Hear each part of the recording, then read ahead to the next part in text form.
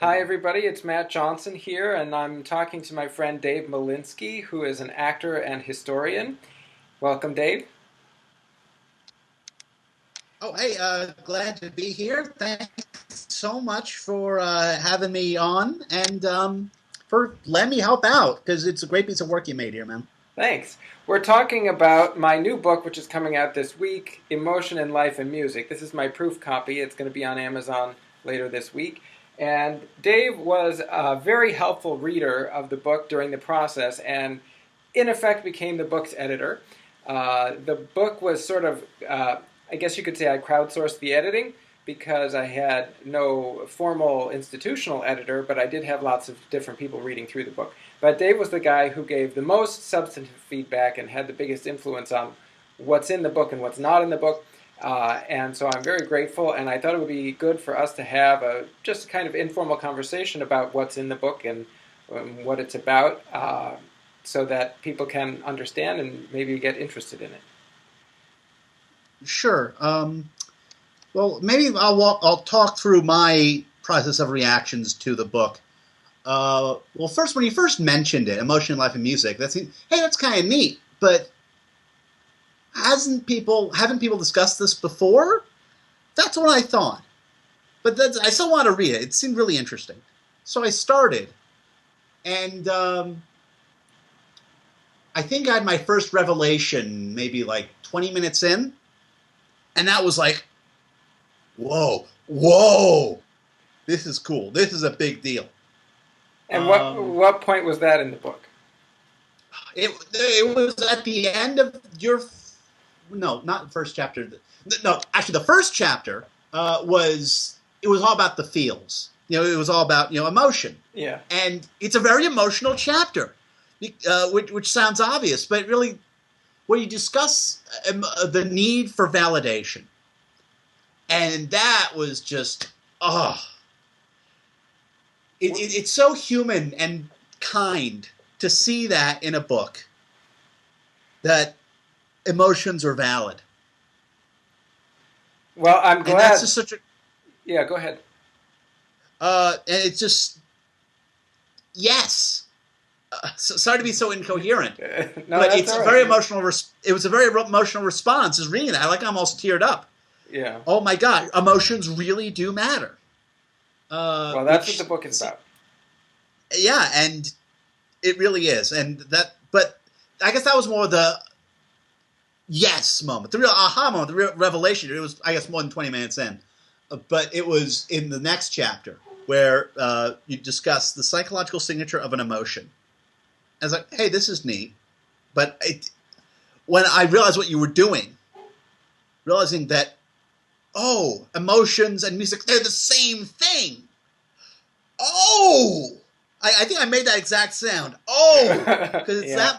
because that feeling of it seems so clear, but it's so rarely expressed, and you express it, and that happens quite a few times throughout the book. But once that happens, it's such a click.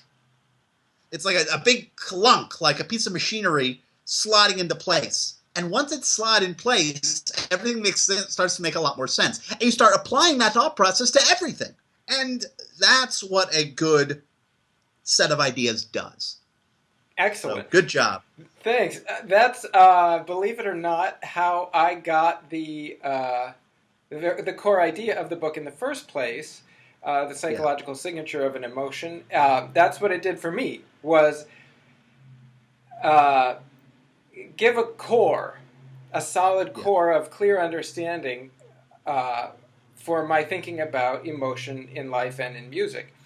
Right. Maybe I should just back up a bit and tell people how I came running into this, Yeah. because that connects with both the validation idea, the validating emotions idea, and also Right. the psychological signature idea that an emotion is a motion of the mind and it has a distinctive set of motion characteristics, and each emotion is different.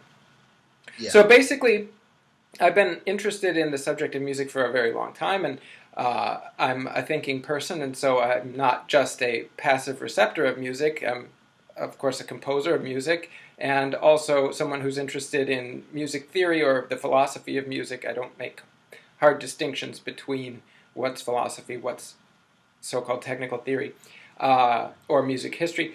So all these areas are areas to mix together to get understanding. But I had a lot of confusion. I had studied, in classes in school on the philosophy of music, and I had read thoroughly on the subject and studied general philosophy and the philosophy of art and the philosophy of music. And I had a lot of confusion, and I was doing journaling, and I was doing thinking on paper, and I was talking to people about it, and I had clouds. Let's just put it that way. And so I was working through all of it, and I got to a point where I could analyze all the historical viewpoints and tell you what was wrong with them. And that was an important form of clarity for me in terms of getting precise about who thought what and where they went wrong. And I was like a Jedi, I could go in there and chop up everybody's mistakes. But then, of course, you get to the point where you have to say, okay, well, if you disagree with all those other theories, then what do you think? And that was when I said exactly that question to myself. I said, okay, Matt, well, if you disagree with all those things, then what do you think it is? And my brain just said, it's the psychological signature of the emotion. And I was like, right. And so once I had that idea, I started writing the theory down, and that was now my own theory, not just an analysis of historical viewpoints. And it was just pouring and pouring and pouring out. And that was 15 years ago. I've been working on it since then for 15 years now. And filling in the answers to all the other questions that go around it, like how does music involve character, like what kind of person you are. And basically once I had all the questions answered for myself, then I was ready to write the book. And so that's when I started writing the book a year and a half ago. So that's kind of where I'm coming from. I don't know, is there something else you wanted to go into now? Because there's stuff that I can go into. I'm sure there's a lot, but one of the things that we discussed a lot was the title. Yeah. And it's interesting. After everything, we went with we went back to the original title, and actually, thinking about it, it does make total sense. Emotion in Life and Music: A New Science. I think I had a bit of a problem with it at first. Yeah, I don't remember quite what it was, but we explored a whole bunch of different titles. Yeah. Before I ultimately decided that the first one was right. That's usually how these things go. Yeah. Well, you know what Chopin used to say, or actually George Sand used to say about Chopin, that Chopin would sit down at the piano and play a new piece of music, and then you would hear him experimenting with it, trying out different transformations and alterations of the music, tweaking it here and there, on and on and on and on and on, and at the end he would write down the piece exactly the way it was when he started out. So it's that kind of thing, only you have to go through that testing process to check everything, Yeah. So just reconfirm for yourself that it's right. So Emotion in Life and Music, the idea there is, the point is to situate music inside of life in general and to connect music up with everything else about who we are as human beings, and the same thing in the other direction, to understand life and feeling and humanity by what music teaches us.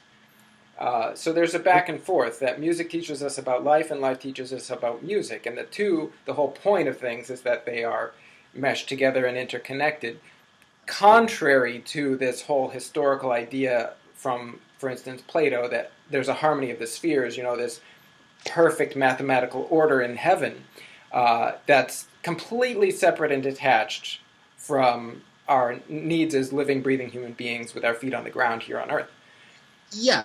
Well, it's your desire to, break down the walls between, pure musical abstraction and everyday life is what made the book so interesting for me, and hopefully it'll make it more interesting for other people, not just music theorists. I'm not a music theorist, and I got a lot out of this book.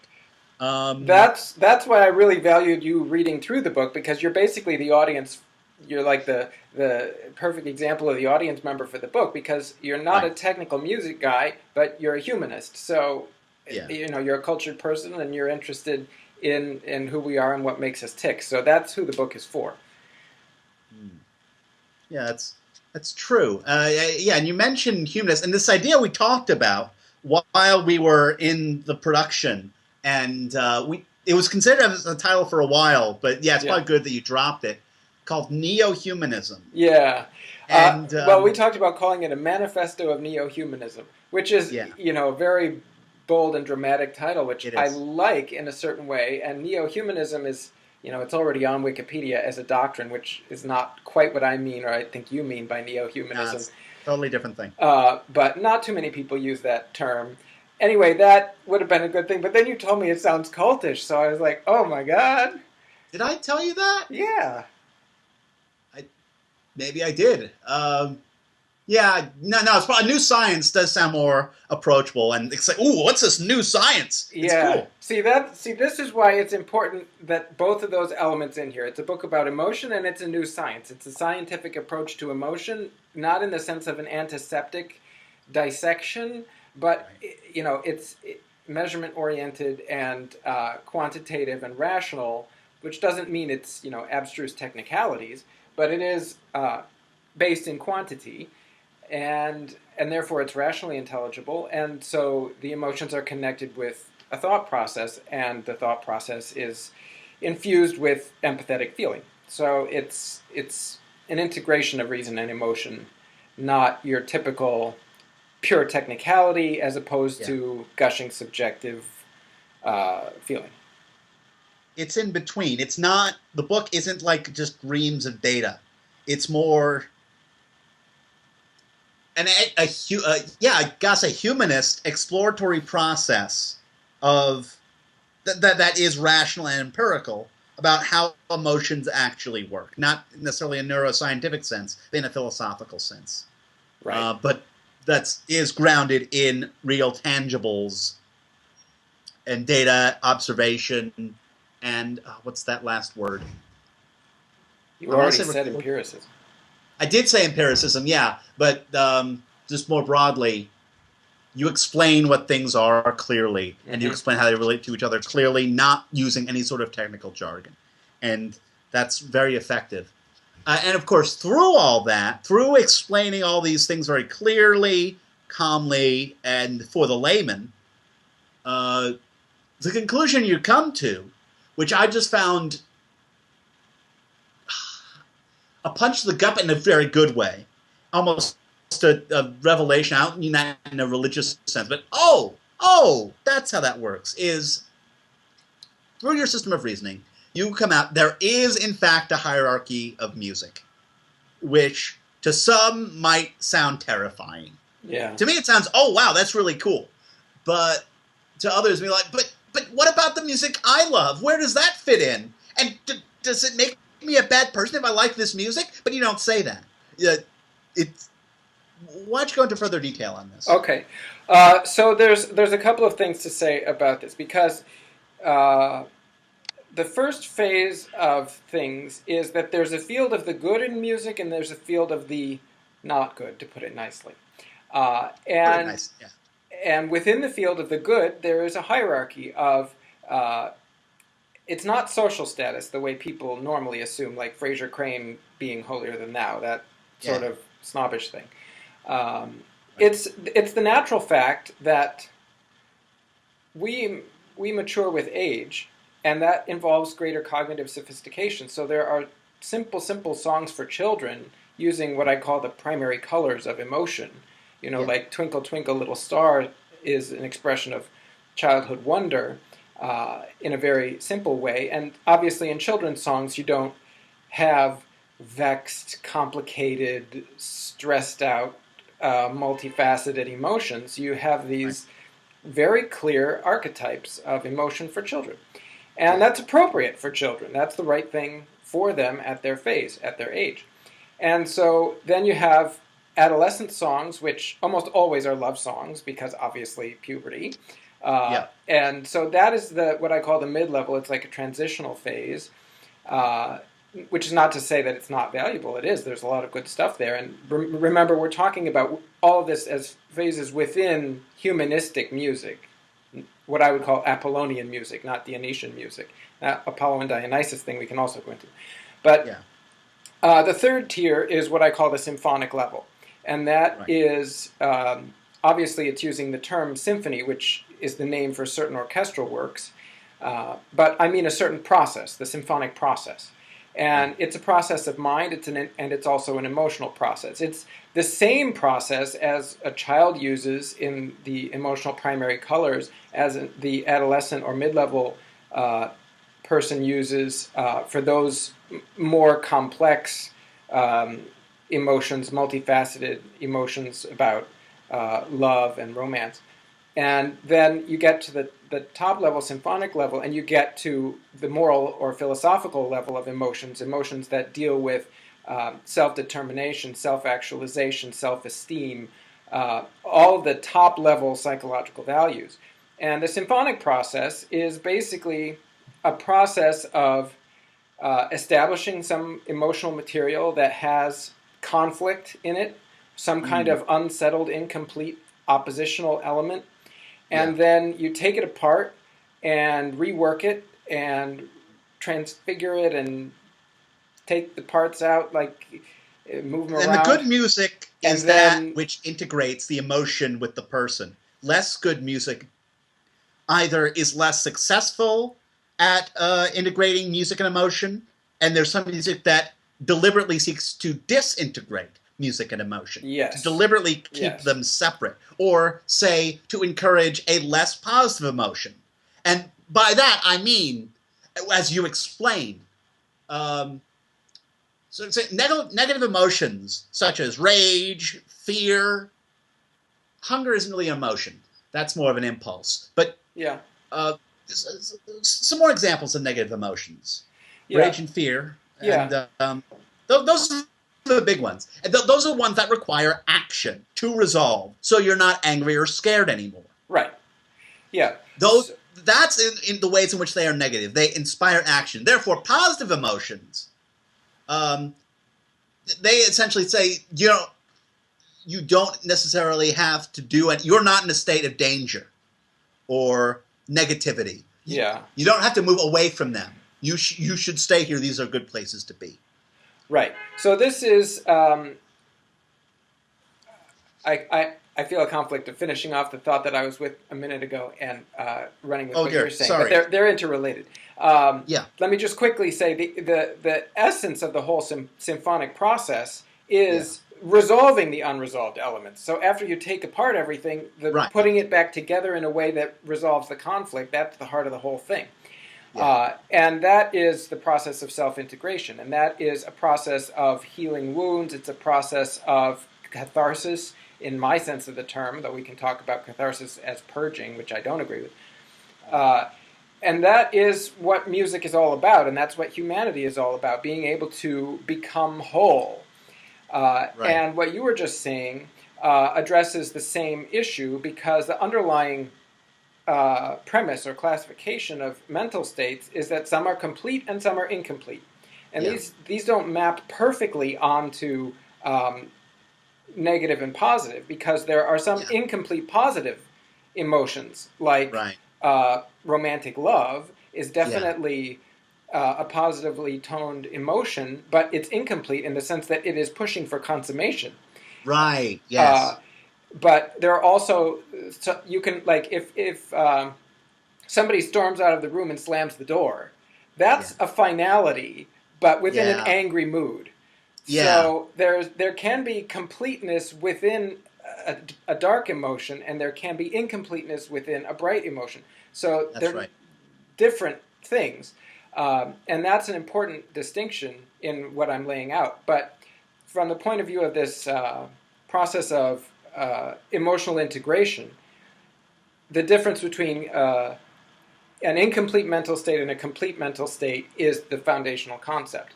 And the whole idea is, for well-being and fulfillment, we need to complete the incomplete. We need Right. to take the separate elements and bring them together. And that's something that happens inside the self, and that is what music does. That's what good, real music does. That's what Apollonian music does. But as you were saying, there's also the opposite kind, which is the Dionysus cult kind of music, which is to rip yourself apart, right? The defining characteristic, I would say, of Dionysian music is the desire to, quote, liberate the lower impulses Right. from the higher faculties of intelligence. And in order to do that, you have to break or deaden the higher faculties of intelligence.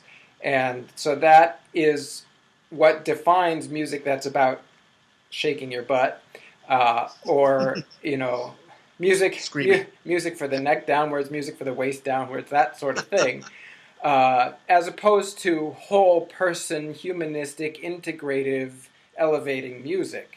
And it doesn't mean that everyone has to be listening to Beethoven all day, every day. People like to make that sort of absurd caricature in order to keep Beethoven at arm's length. But obviously that's not what it means, right? Because there's, Right. like we said, a hierarchy. And the wholesome steps that you took along the way to get to the symphonic level are still a part of you, and they're still good and valid and a part of what's right. But there's something outside of that hierarchy also, which is quite contrary to the whole hierarchy, and that is, music of self-destruction. Right. So this thing I hammered you on the whole time during the editing process. Yeah. And I think you've integrated it well. But there's a fearful tendency, and you've discussed this, of any discussion of musical hierarchy, especially that's focused on, say, classical music. Yeah. It's almost viewed by those who aren't in the know as a revolt against the present, saying, "Oh, things were better back in the days of Beethoven, Bach, and nothing is good now." Right. But obviously, you're going for something much more complex than that. What is good today, and what's a positive development in music that can be built on for the future? So I'm dealing with eternal principles, humanistic principles. Yeah. And so they are outside of time, and there are good Sure. things and bad things that can be found in any culture in any period. And the point of the framework that I'm providing is to provide a means of dealing with and analyzing and evaluating the music that happens in any time. So what's going on today, not a lot of it is good. We have a lot of music for the neck down and music for the waist down. We have a lot of that. The symphonic art form doesn't exist anymore, really. The only place where I would say we have some humanistic sensibility expressed in the form of music is in music that serves something else, like in films and video games. Yeah. And, we could list some of the films or games that I think are good, humanistic, inspiring, elevating music. The music doesn't stand on its own, so it's not doing that whole symphonic process of taking things apart and putting them back together again according to the logic and cathartic process of the music. But considering that they're background elements and subservient elements, I do like a lot of John Williams scores. I think Philip Glass is an outstanding film composer. And there are other things too. Final Fantasy, the games there have very good music. Uematsu, is that how you pronounce the guy's name? I think so. I never really got into Final Fantasy, so I couldn't tell you. So very good, rich, melodic, full music that's not afraid to express itself. Now, those, you could also argue that these forms of music in the popular arena push a little bit toward Hollywood sentimentality, and there is a little bit too much sugar in some stuff. But on the whole, it's astoundingly good, especially compared to the rest of what's going on around us. Yeah, it's all relative, isn't it? So I'm going to throw you a bit of a curveball with something that's kind of funny. Okay. Mozart for little kids. Yeah. That kind of baby Einstein, Mozart Yeah. thing. What are your thoughts on that? How does that fit in? I'm not a person who really wants to push getting your baby to listen to Mozart. That's not Yeah. the right way to think about things. There are reasons that there are children's songs for children, you know? Okay, that makes sense. Twinkle, Twinkle, Little Star, and Row, Row, Row Your Boat, and Mary Had a Little Lamb, and Hot Cross Buns. You know, Right. these Well, are that's good, wholesome things that are intelligible to children. And, you know, they can, if they're learning an instrument or learning to sing in a choir or whatnot, these are very good forms of music for them. But drilling them on Mozart, there is simply a process of acculturation. Every culture trains its children to have a certain kind of emotional being by the music that is put into the child. Every culture in the entire world. So if a person wants to raise their child, not necessarily with Mozart, it's not a pragmatic thing of make your baby smarter by playing the Mozart notes. that seems kind of silly. The mindset ought to be help the child, give them something that they can understand that's on their level, but also be conscious of the fact that the music that you program into a child is cultivating a certain type of character in the child. It's cultivating a certain cultural identity, a certain emotional makeup in the child. And if you want your kid to think of themselves as a chunk of meat, then you can raise them on music that will train them to think that they are a chunk of meat and act like they are a chunk of meat. And a lot of people do that today. More common than that today is people who are egalitarian or multicultural, and they think, I want my child to be open to everything. And therefore we do a little Mozart and a little shake your butt, brain dead kind of monotonous music. So there's a lot of problematic ways of approaching this. But the thing that I would want to emphasize is the importance of being conscious of the humanistic sensibility as something that's a value, and being conscious of the fact that children are trained in having a certain emotional makeup by the kind of influences around them as they're growing up, including music. And obviously music is a directly emotional form of communication. And one of the things that music does is install basically an entire culture in a person without separating out all the individual thoughts and ideas. It basically is training you in a certain way of using your mind, a certain category of feelings, a certain way of moving, a certain way of modulating your behavior or not modulating your behavior. And that is a huge influence shaping a person who's going to grow up and be an adult in civilization, having an influence on what kind of world we're in. Right. Yeah. So you keep bringing up this term catharsis. Yes. Which is very interesting because as a theater person, I hear about catharsis all the time. Yeah. And, well, that's because of Aristotle. Right. But your take on catharsis is a bit different. Oh yeah. Because I mentioned it to you. Yeah. And well, let me jump in here a second because you were the one who pushed the concept of catharsis. I had basically kind of thrown that out. Yeah. And I wrote about what I call emotional integrity, the process of achieving a synthesis within yourself. Yeah. Of the different levels of your person and of thought and feeling. Right. But I think that is a process that results in a coming together of elements. And that coming together is what I would say you could call catharsis. But most people think catharsis means purging. Yeah. And etymologically, that's what the term is connected with, is, getting rid of something. Right. Only the idea is that you intensely experience some negative, dark thing, feeling, state, process, in order to kind of burn it out of your brain or something like that. And that is what Aristotle says. He said that tragic plays have the function of providing catharsis. They give you an intense experience of pity or fear, and that enables you to purge it. Now, I could push on interpreting Aristotle in line with my viewpoint, or I could push on interpreting Aristotle in line with the way people think of catharsis today, that, you go deep into that bad place in order to, quote, get it out of your system, only that doesn't get it out of your system. Right. It might burn off the energy temporarily at the same time as you're wrecking yourself and entrenching something that's bad, and digging it in deeper, installing it more thoroughly into the core of your being. But that is what people think of catharsis as today.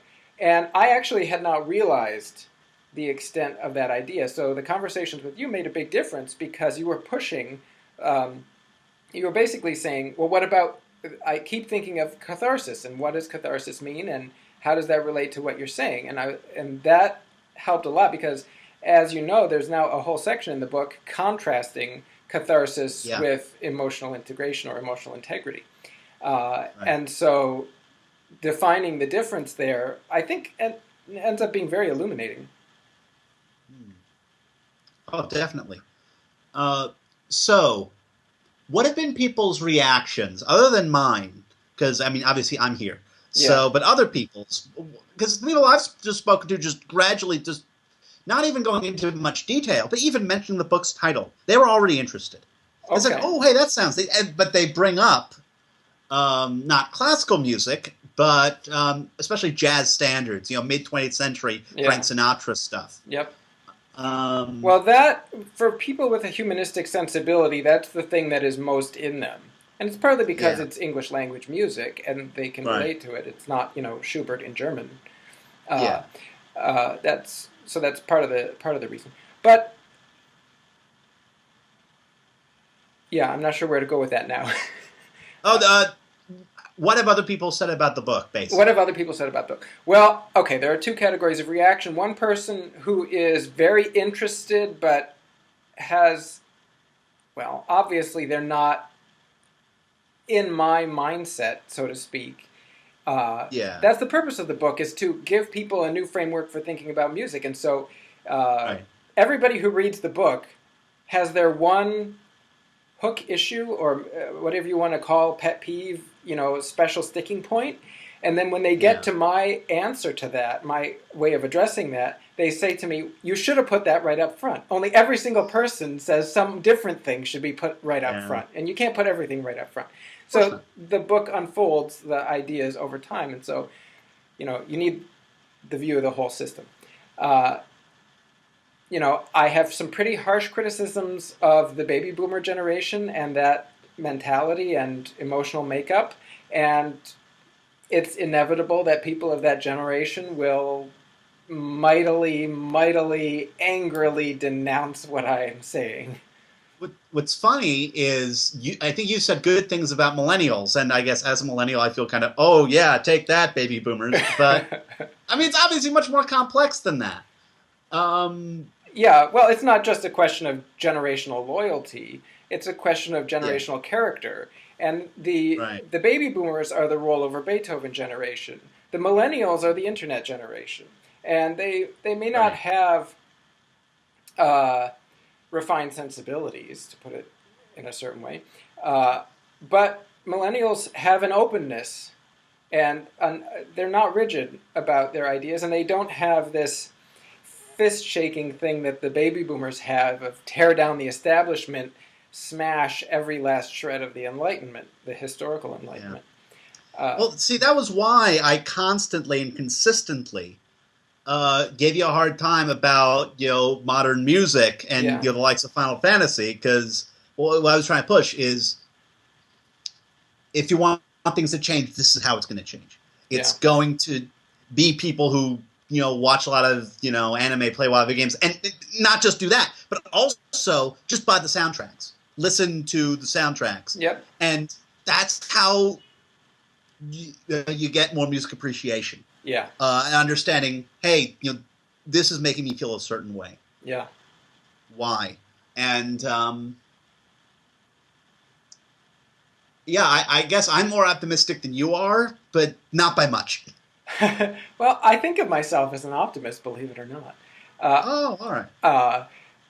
Well, let me put it this way: I'm a pessimist in the short term, and I'm an optimist in the long term. That makes sense. Yeah. Yeah. So maybe on that note, we ought to draw a line, and we can. Yeah. Maybe we'll have another conversation like this later on. Yeah, if there's enough interest, definitely. Yeah. So I want to thank you again very greatly for all your help on the book. It really made a big difference in terms of my getting clear on what belonged in and what didn't belong in. As you know, I cut hundreds and hundreds and hundreds of pages. Oh, yeah. So there are more books I can put together out of that. That's how it works. You know, it's plan. But yeah, seriously, thank you so much for asking me to get involved. I met Matt at at a historical event, and we both connected through integrating history with theater. Yeah. And that's what ultimately led us. We're both history nerds. Yeah. So, and yeah. So anyway, that was a excellent meeting, and now a fruitful one. Exactly. Okay, so thanks again, and I appreciate you talking through the topics of the book. I'm sure it'll raise lots of questions for people and things to talk about, and everybody can dig into the book, which is going to be out in a week. Woo, yay! Okay, bye. All right. Bye, Dave. Peace out, man. Bye.